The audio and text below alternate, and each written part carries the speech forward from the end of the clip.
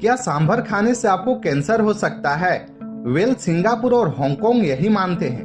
उनका मानना है कि इन भारतीय मसालों से अगर आप घर पर खाना बनाते हैं तो आपको कैंसर हो सकता है।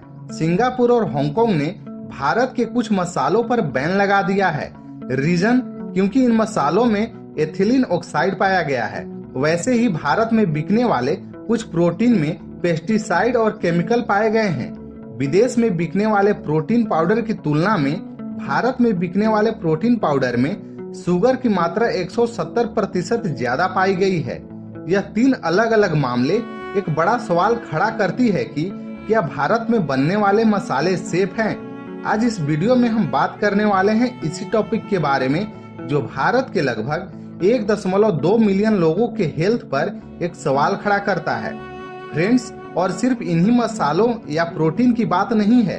अमेरिका, यूरोप और कई अन्य देश भारत की बासमती, मिर्च, रेवड़ी और कई खाद्य उत्पादों पर पहले से ही प्रतिबंध लगा चुके हैं। इसके अलावा भारत की हर्बल और एलोपैथिक दवाओं पर भी कई देश प्रतिबंध लगा चुके हैं। एक समय था जब भारत की मसालों और खाद्य पदार्थों की चर्चा यूरोपीय देशों में बहुत ही ज्यादा होती थी, जो कि एक पॉजिटिव साइन था। और आज एक समय है और इस समय भी यूरोपीय देशों में भारतीय खाद्य पदार्थों और मसालों की चर्चा हो रही है।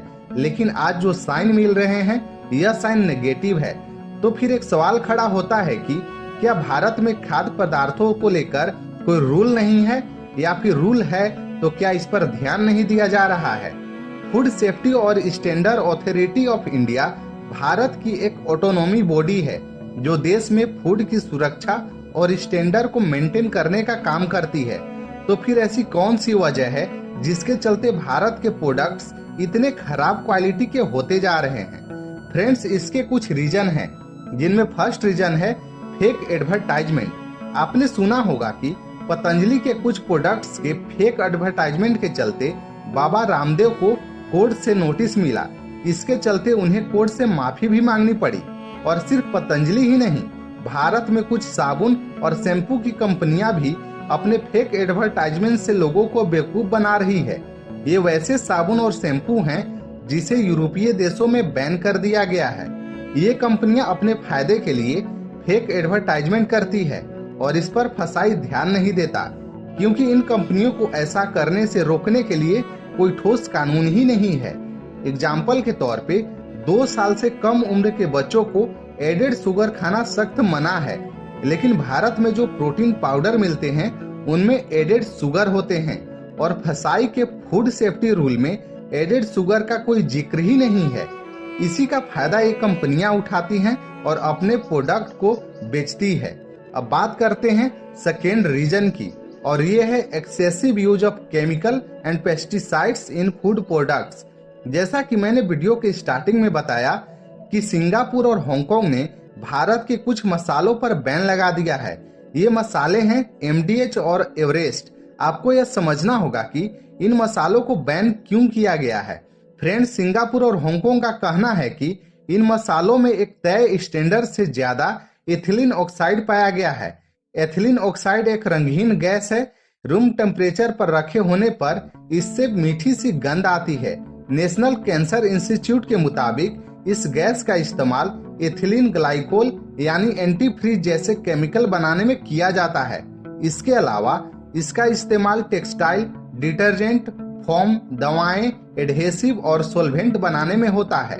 खाने के मसालों में भी इसका थोड़ी मात्रा में इस्तेमाल किया जाता है ताकि ई कोलाई और साल्मोनेला जैसे माइक्रोबायल कंटेमिनेशन को रोका जा सके। जो लोग लगातार इस केमिकल के संपर्क में रहते हैं या इसका सेवन करते हैं तो इससे आंखों, त्वचा, गले, नाक और फेफड़ों में जलन हो सकती है। ये दिमाग और नर्वस सिस्टम को भी नुकसान पहुंचा सकते हैं और यहाँ तक कि इससे कैंसर भी हो सकता है। इतना डेंजर इफेक्ट होने के बावजूद भी भारत में फूड्स में इसे मिलाकर बेचा जाता है और फिर से वही बात, इन्हें रोकने वाला कोई नहीं है। थर्ड रीजन है ब्लाइंडली बिलीव्स ऑन प्रोडक्ट्स। मैंने यह पॉइंट इसीलिए लिया है क्योंकि इंडिया में लोग किसी भी प्रोडक्ट पर आंखें मूंद कर विश्वास कर लेते हैं या फिर सब कुछ जानते हुए भी अनजान बनते हैं। एग्जाम्पल के तौर पे कुछ कोल्ड ड्रिंक्स ऐसे हैं जिसे बच्चों और लैक्टेटिंग वुमेन को पीना मना है, फिर भी वे पीते हैं, जैसे स्टिंज कोल्ड ड्रिंक। कुछ प्रोटीन ड्रिंक्स जो स्पेशली बच्चों के लिए बनाए गए हैं, उनमें एक्सेसिव शुगर पाया जाता है, फिर भी पेरेंट्स उसे खरीदकर बच्चों को पिलाते हैं। जब हम इंटरनेट का इस्तेमाल करते हैं तो हमारे सामने बहुत सारे एडवर्टाइजमेंट आते हैं जिसमें कोल्ड ड्रिंक्स के बारे में बताया जाता है।